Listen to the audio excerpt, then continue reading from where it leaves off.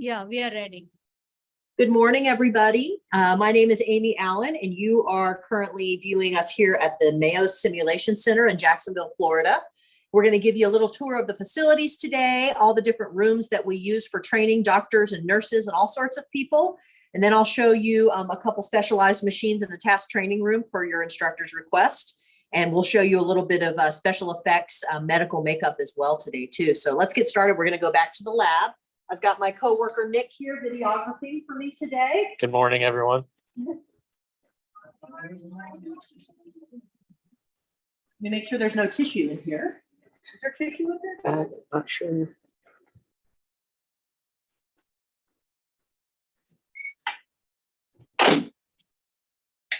All right. As you see here, Nick will give you a little view of the room. This is our procedural skills lab. And we're going to wait to take out that tissue, but they're getting ready to take out some tissue over there. But this is where we do a lot of our training of doctors for surgery procedures and suturing and all sorts of different medical things that they can do. We've got cameras and stations up here on the ceiling where they can plug in and get all of their air. They can do all of the things in here that they can do in their operating rooms. We have special OR tables. So sometimes we'll come in and we'll have them train on different pieces of tissue. We use both animal and human tissue in here. So it gives the doctors an opportunity to kind of see the exact same space that they're going to be using when they're in their operating room. We have a room all over here with all the equipment that we use for all the different procedures. We got things that will track heart rate. We got things that will scope. We've got our vests. Whenever we use the X-ray machine, we always have to use these vests. These are lead vests. So when we're using an X-ray machine or a CT machine, people wear these to protect themselves from the rays, from the X-rays. So this is kind of a big room here too, where we keep all sorts of materials that we use for different types of surgery. We have drawers full of clamps and forceps and scissors and all sorts of instruments for bones, retractors, which are used to hold things open during surgery. These are some of the tools we use here in the procedural skills lab. All right, so we'll let them get set up. They're getting ready for a lab right now. So they're getting ready to set up some training for some doctors in here. This is actually really neat. This is one of our high-powered microscopes. So this is one of the things they use when they're looking at tissue or trying to see things up close or trying to examine. They use them for brains. They use them for tissue, all sorts of stuff. So these are microscopes they can use to do some studying. I think last week we showed you this, but I'll show you again. This is our 3D printer. So I know you guys have been doing some 3D stuff, but we can print all sorts of different things on this 3D printer. It's called the Ultimaker. So we put the pattern on a thumb drive in here, and then these materials down in here, you can see there's lots of different colors of materials that will print different pieces for us as we go through. So we've printed anything from bones to fingers to tracheas to hearts to all sorts of joints, all the different things we print. Like we did a finger. So we made a fake finger at one point. You can see here. One of the things that we printed, a lot of different things that we use it for training doctors and such. All right, I'm gonna take you down here and show you this big meeting room that we use for training. This is called our Learning Center.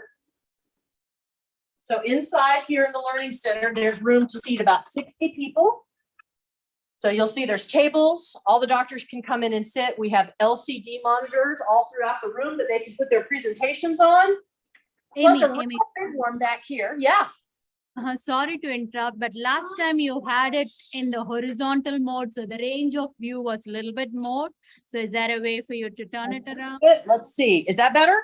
Yeah, that's okay. better. Sorry about that. Yeah, it's much better. Okay, if you look up here, you'll see the giant LCD screen. These walls can be written on. So if doctors are trying to give a presentation and they want to be able to write on the walls, they can do that here. All of these walls are like giant whiteboards. So they can write on all these surfaces here for their training purposes. We have let me show you the cool view we've got. This room has a really nice view of the hospital. And in particular over here, I'll show you when the helicopters are coming in with emergencies, they'll land right down there. I don't know if you can see it, but there's a giant white cross on the ground out there. And that's the hospital. You see some ambulances outside right now bringing some patients in. So that's the area where the hospital takes in patients both from helicopters and from ambulances. And then the lake down here, you'll see some geese right now, but sometimes you can see some alligators down in that lake too. They like to live down there in the water. All right, I'm going to take you to the back area now and show you the other rooms we have here in the Sim Center. I'll be asking trivia questions after, so pay attention to all the details, okay? So this is one quote right here. I don't know if you can read it, but it says, "There is no excuse today to learn on the patient." So what that means is the simulation center uses trainers and mannequins to train our doctors instead of real life people for invasive procedures. We're not going to cut anybody that's alive. We're not going to do any procedures on people that are alive. We use mannequins and trainers for that. But we do use live actors to come in and pretend to be doctors or nurses or patients, so that when the doctors are coming in to train, they can pretend to diagnose patients with different things. And I train the actors how to show that they have a cough, or show that their heart hurts, or show that they have a headache. So when doctors come in, they can train on those they're called standardized patients. All right. This is one of the control rooms. So our technic who's running this today, this is where he spends a lot of time. This is a control room. And if you look in here, there's a bunch of different computers that we use to run the vitals, to show the different heart rates, the different blood pressure, the breathing of each of the mannequins or the standardized patients at the time. So that's the room that the techs sit in to do that. Let me show you the emergency room. So if you were to get hurt and you had to come to the Mayo Clinic, you would be in a room that looked very much like this. This is like our emergency rooms at Mayo Clinic. So they put you in a stretcher, you'd have IV poles, you'd have all the plugs on the wall to help you breathe with different machines. They've got cabinets full of linen. So if you come in and you need to be lifted out of the bed, we can use linens, we can use this. This is a lift machine. So this will hook up to different nets on the bed. And so it'll help you raise the patient up and down. So this is our lift machine. So we train people how to use this to move patients safely. This is a machine, this is a box, this is our sharps container. So if you get cut and we use a needle, all of the sharps go into this container here and that gets emptied out regularly. If you're feeling sick to your stomach, like you're gonna throw up, this is called an emesis bag. So if you're ever feeling sick, they would give you one of these so that if you feel like you're gonna throw up, you can throw up into that instead of all over the hospital room, hopefully, right?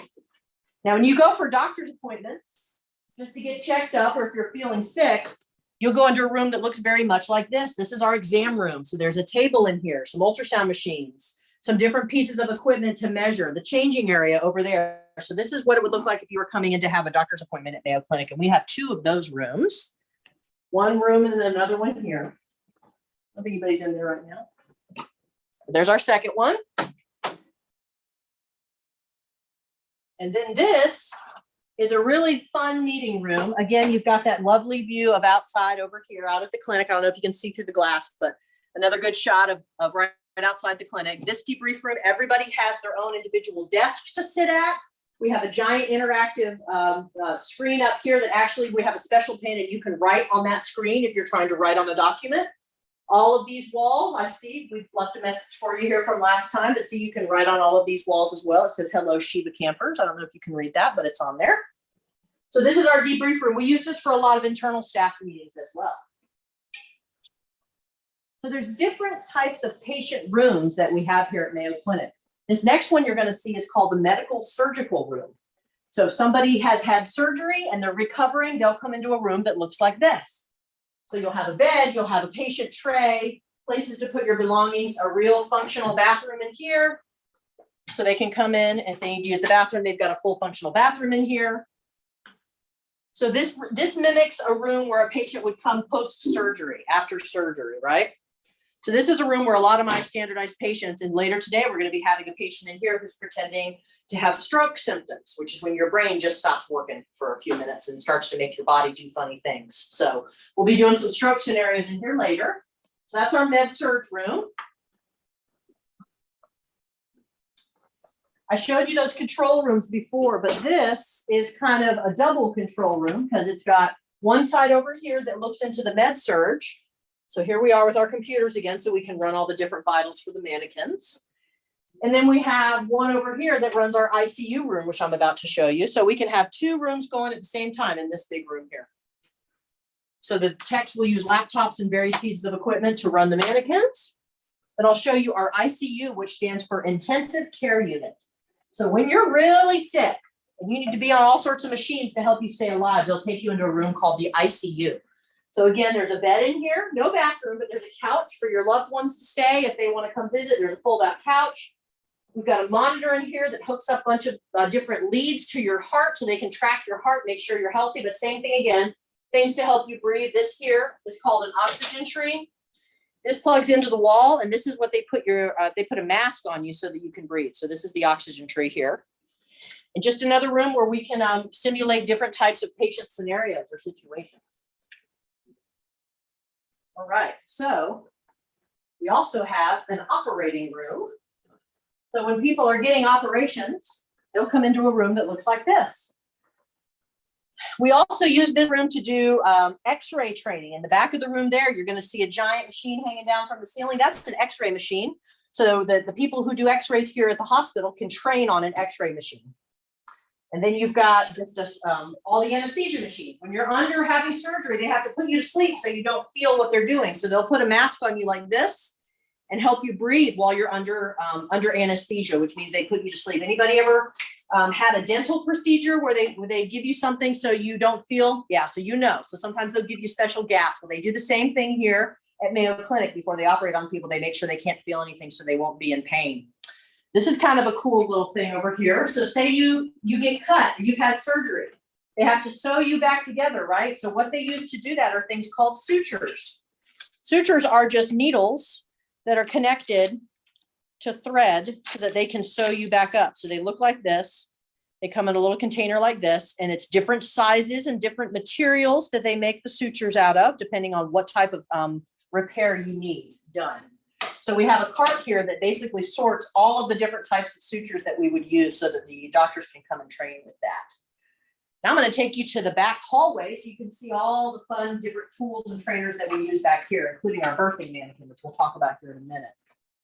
So back here, we store all of our equipment that helps us do all of our different scenarios. We have IV poles. We have different trainers. Remember I showed you those sutures? And I said it's to help sew up cuts, right? So we give people these things called suture pads. Do you see this? So this has all different shapes of cuts that they can practice training on for suturing. So they practice sewing those back together.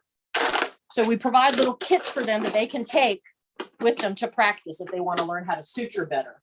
We've got all sorts of trainers back here. We've got stuff that trains people on how to do central lines. We've got these mannequins here that train people on how to do airway. So this mannequin can be used to train people how to put in a tube into somebody's throat to help them breathe, which is called intubating. And then these masks here, they practice putting them over and helping the mannequin breathe. This is called an ambu bag, right? So this helps people breathe. So this is them training with all the different tools that they need to train on how to heal somebody's airway, okay? This is another tool they use for airway. This is a glide scope. If they need a better view down inside your mouth, they'll stick this down your throat and help open up your throat so they can see down into it and help you breathe. All right, here's our birthing mannequin. We'll talk about her for a minute. We have doctors that sometimes have to know how to deliver a baby. So this mannequin over here is Victoria, and her belly comes off, and we can put a baby down inside there. And then you can train doctors on how to deliver a baby the right way. So she delivered a whole lot of babies, hundreds of babies in her time. This is Victoria. This is her face here. So she will talk and breathe, and she'll answer questions. Her eyes will open and close. You can measure her blood pressure. She's just like a real functioning mannequin. This one's just specialized for doing birthing scenarios. And we have little babies that we use. I don't know if the baby is out right now. Let me see if he's in his box over here. I could show you a baby mannequin. Sometimes we keep him in a special box over here. Do you know where he's at? This one? Oh, here he is. Oh. So this one is just an example of one of our baby mannequins. So when you're looking at him, this is how they train. So if you see, you can push on his chest. That's how they can practice doing chest compressions on him to keep his heart beating. And again, his mouth here too, they can go in and practice helping him breathe. See, he's in a little diaper.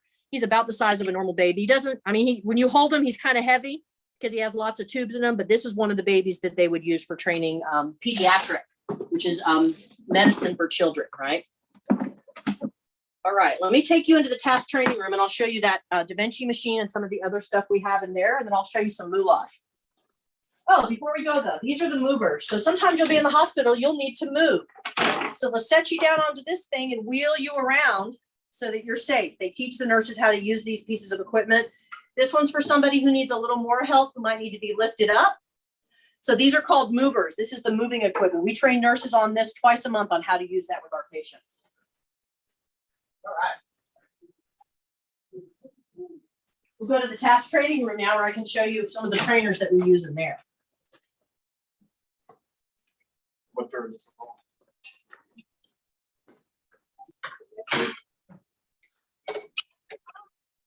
All right. So we're actually doing some adjustments in here right now, but you can see a little bit better some of the tools that doctors will use. These are lap tool trainers, and they all have different things on the side of them. So they have different tool tips. This one here, if you see, it's like a cut, it's like scissors. This one here is a gripper. So this trains them. If Nick, you can shoot down in here, you see we've got all the different things that they train, lifting these orange and red things off, and they can see what they're doing up here on the screen. So you see I've got my tool in here. The doctor can go in here and practice suturing. They could move this thing up into view, and they could practice trying to move all those pieces off of here to train their fingers and hands how to do it. This gentleman over here in the corner is called Harvey Heart Sounds. We can make his heart have a certain beat, and the doctor can have the students put on headsets, and they will all hear the same heartbeat, so he can train them about how to recognize the different types of heart rhythms. This is an IV arm trainer. So if you're learning how to take blood from somebody, you can use this arm. You'll see there's veins in here, all sorts of different things they can use to learn how to draw blood. So you see we've got the fake blood in the bags up here, up a little bit. So you got the fake blood in the bags up here. This rolls into the arm, and they can take needles and pull the blood out of the arms to practice. I'm not a big fan of needles, so I don't like to watch when they do that. Okay, this is the Davinci Machine. And there's not really any tools that are associated with it, but we can show you the pedals down here. So they sit here at this machine, and they use the pedals and all the different controls with their feet. And they look into the little eye goggles up here, and it gives them a virtual experience of how to do the Davinci training. There's not really any tools with this, because once they get in, it's all with their hands and feet. So there's not any tools built into this. But there is this machine here, which is an ultrasound model. This is 3D as well. They can put on a virtual reality headset, and they can see all of the insides of this mannequin on a virtual reality screen in front of their face. So this is one of the cardiac probes that they want to look at his heart. This is another machine here. This is a lot of the tools that they would use for doing different types of surgeries.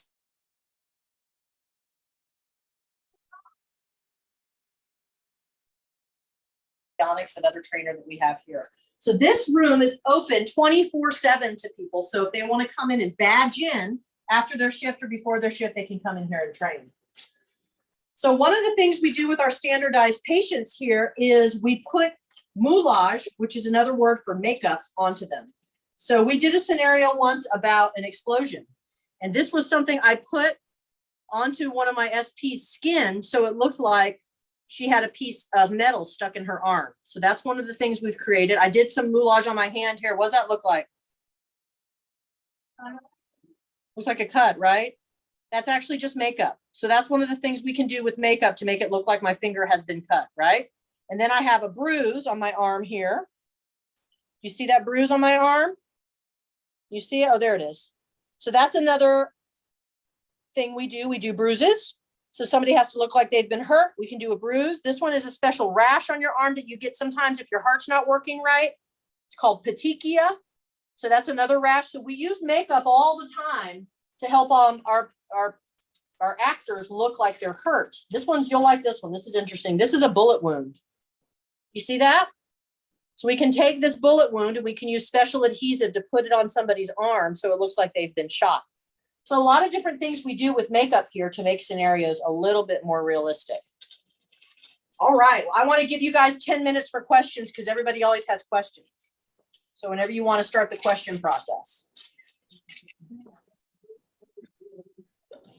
Turn this bad boy up. All right, who's got a question?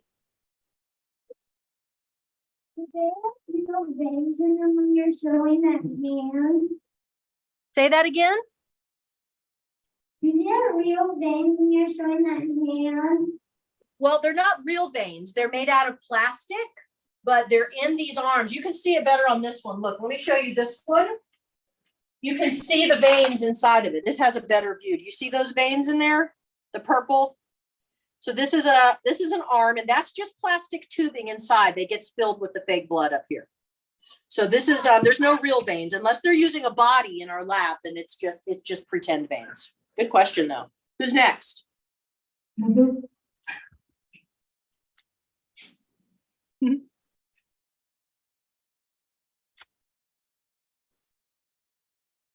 What's your question?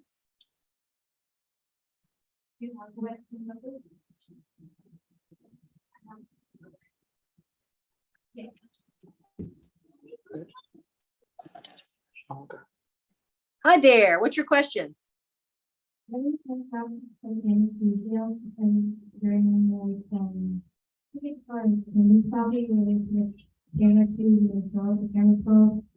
having a hard time hearing you. Can you pull the microphone away from your mouth just a little bit? Little louder, please. What happens after you pass out from anesthesia? Like, what do they have to do? Yes, that's a good question. So if you're under anesthesia and it's time for you to wake up and you're not waking up, they have special drugs they can give you to help you wake up. But when you're having an operation, you don't want to be awake. So they try to keep you asleep and out of pain for as long as possible. Is that what you're asking? I was actually asking what they do during, because I had like when they had to do the camera probe and throat once and I had to go through anesthesia. So are you asking about what drugs they give for anesthesia? Or are you asking about what happens if you pass out? During the anesthesia, like what do they have to do besides the actual operation that they're doing? I see. So before you have an operation, you don't want to feel it. So they'll give you some drugs in your arm. They'll put an IV or an intravenous line in your arm, and they'll put special drugs into your veins that will make you sleepy. So you'll fall asleep, right? And then while you're asleep, sometimes you're asleep so deeply that you don't breathe well. So not only do they give you drugs to put you to sleep, but they put you on a special machine to monitor your breathing so that during the operation, you're still continuing to get enough oxygen. Okay. Good question. No. Anybody else? You have a question? Hi. Hi, why do you have a dog? Why did you want to walk over here? Can you say her question for me again? Why did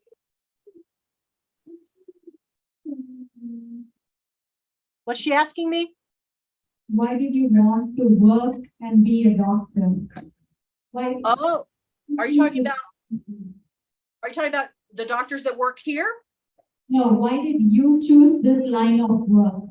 Oh, I'm not a doctor, actually. People think that sometimes think that I am, but I am not a doctor. I actually have my schooling is in education. But part of what we do here is we help doctors be better doctors. So we're the education department. So there are some people here, like my friend Nick, who's running the camera right now. He used to be on an ambulance. So he was a paramedic. So he'd go around and show up at your house if you had an emergency, and his paramedics. So I chose to go into this line of work because I've always been passionate about education and helping people be better at things. So this was a way for me to work at Mayo and help the doctors and nurses train to be better doctors and nurses. Yes, sir, in the front with the glasses.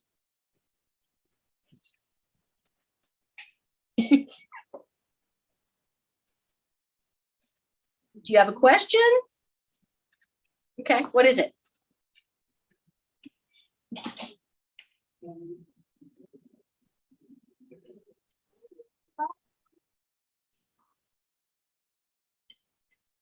We lost sound on you there.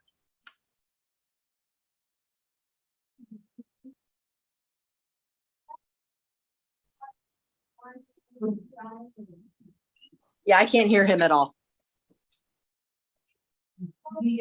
What happens if someone sleeps while driving? Oh my goodness. Well, if somebody falls asleep while they're driving, that can cause a very bad accident. So sometimes paramedics will have to show up at that accident and put the people that got hurt into the ambulance and then take them to the hospital so that they can be taken care of. So never fall asleep while you're driving. It's very dangerous. Yes, sir. My mom is in education too. Oh, wow. Is she a teacher? No? No, but she does stuff with education. That's awesome. What do you want to do when you get older? Be a basketball player. A basketball player. That's awesome. Are you going to get me free tickets when I want to come see you play? Okay. Anybody else have any questions?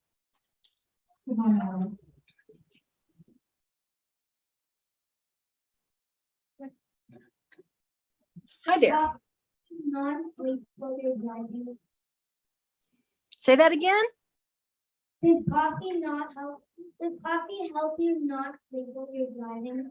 So I guess it could if you drink enough of it. I mean, if you drink coffee and it's late at night, it'll help you stay awake for a little bit, but then you do something called crash, which means you've had a big burst of energy, but then when that burst of energy wears off, you get really sleepy. So not a good idea if you don't have to drink coffee. The best idea is to make sure you've gotten enough sleep before you have to drive anywhere for a long distance. But yeah, coffee will keep you awake. I had some this morning. Thank you. Any more questions?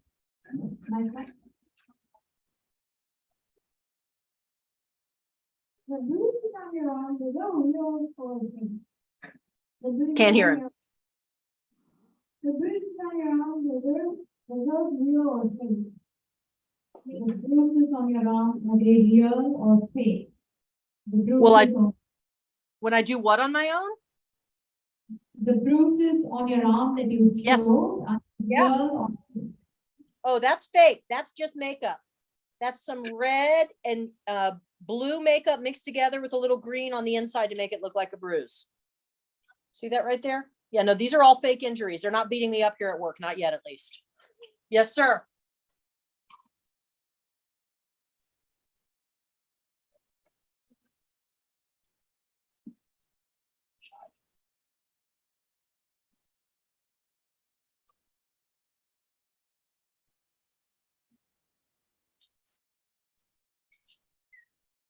He's thinking about it.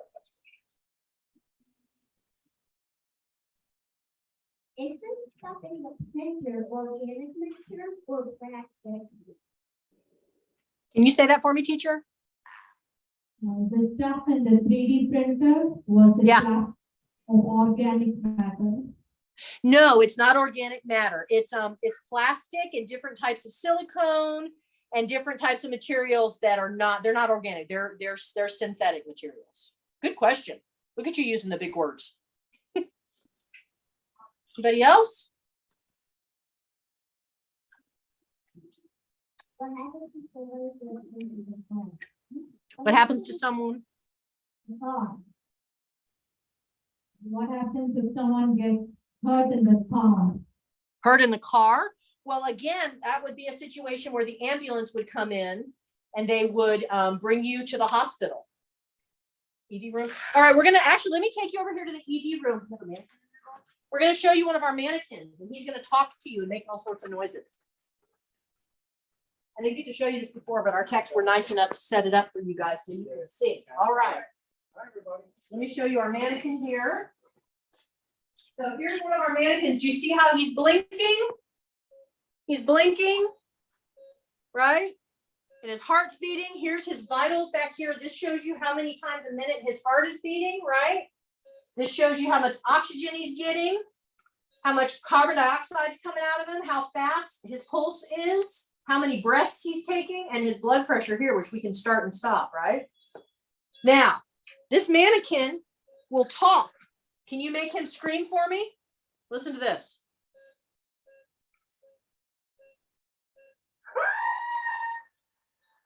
You hear that? He'll make a scream noise. We can also make him cough. Can you do a cough for me, Michael? Right? We don't like to hear coughs around here very often, right? Because of COVID, right? So we hear somebody with a cough, it makes us a little nervous. We can also make it sound like he's throwing up, right? I think we can do a throw up sound, right, Michael? You hear that? So he'll do throw up noises. So one thing that's cool about the mannequin here is we've got little IVs on his arms. So this is where the doctors can practice putting medicine into him. And again, all the noises he'll make, his heartbeat, we can make his eyes blink. We can make him close his eyes and go to sleep. They can practice on here. He's got a tongue and teeth in here and a throat, so they can practice doing mannequin stuff as well. So I wanted to show you that. We didn't get to show you that earlier. Thank you, Michael. You're welcome. See, they can talk to us overhead too. Anybody else have any other questions before we go? Yes. Did you just say endoscope? Yeah, his eyes were blinking. Yep, we can make his eyes blink. We can make his pupils get big and small, all sorts of things. Yes. Endoscope? Can he what? You say endoscope, because I have two questions. Endoscope. Sure, go ahead. Did you just say endoscope? What is she asking me? I'm confused. What's the question? He Did asking me. you say endoscope? Did you just mention endoscope? Endoscope? Oh, endoscope. Yes. So that's one of the things we can use. That's one of the tools that goes down into their throat with the light so we can see their throat. I showed you guys those in the back hallway. We can look at them again if you like. That's Gladstone, yeah. On endoscopes, yeah. Endoscopes are different, right? So endoscopes are different. Those are, is it like these? This is kind of like an endoscope here. You see this tool? So this is one of the things they would use to look inside of you. And do you see how it moves? The tip of it will move. Look at that. I'm not doing that. That's the machine. We'll move it around once it gets inside your throat so they can see better. Yes, I think we have time for one or two more questions.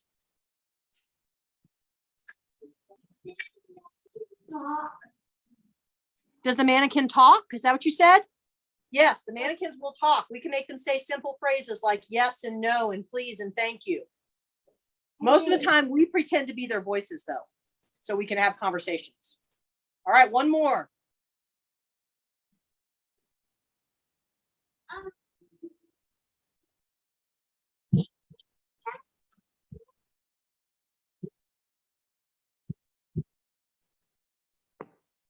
Have your teacher ask your question for you. I can't hear you. Can the mannequin say anything? They can. In fact, Victoria over here has lots of different things that she will say while she's giving birth. She'll tell you her name. She'll tell you how old she is. She'll tell you how long she's been pregnant. She'll tell you how she's feeling. So different mannequins have different things that they can say. Yep. All right, one more question. What's up? Can't hear him for some reason at all. He's asking, can she tell how old she is? How old she is? No, Victoria. Can Victoria Yes, say how Victoria, old we can talk through her with a microphone, but she has certain phrases built into her that she can answer questions with about her age and her, how many children she has and all sorts of things. Yeah. We'll go with the last question. All right, last question. Teenager mannequin? Say that again, teacher. Do you have teenager mannequins? We don't. We have one that's a child that goes up to about 10 years old, but we don't have any teenager mannequins. We have babies, toddlers, 10-year-old. Let me show you. I can show you this guy up here. This is a Sim. This is Sim kid, right? Some junior. Sim Junior. Help us. All right, Michael's going to help us take him down here so we can look at him. But this mannequin here is a kid about your size, right? You look. You can see him. He's got his blue jeans on. So this is one of our Sim kids here. He's about the size of maybe a 10-year-old, I'd say, 8 to 10-year-old. So again, he's got all the same capabilities. You can put leads on him to check his heart. He's got different things in his arm for veins. You can listen to his breathing sounds, all sorts of things. He's not as fancy as some of our other mannequins, but this is one of our adolescent mannequins. So like 6 to 10 or 11. But no teenager ones, not yet. We usually just use the adult ones for teenager scenarios because teenagers, if they get to 17 or 18, about the same size as an adult. Right? Usually. Thank you, Mike. All right. So what do we do? Yeah, I think Thank you so much for your saying. You're welcome. Thank you, guys. Have a good day. We'll see you next time, okay? All right, bye-bye. Bye-bye.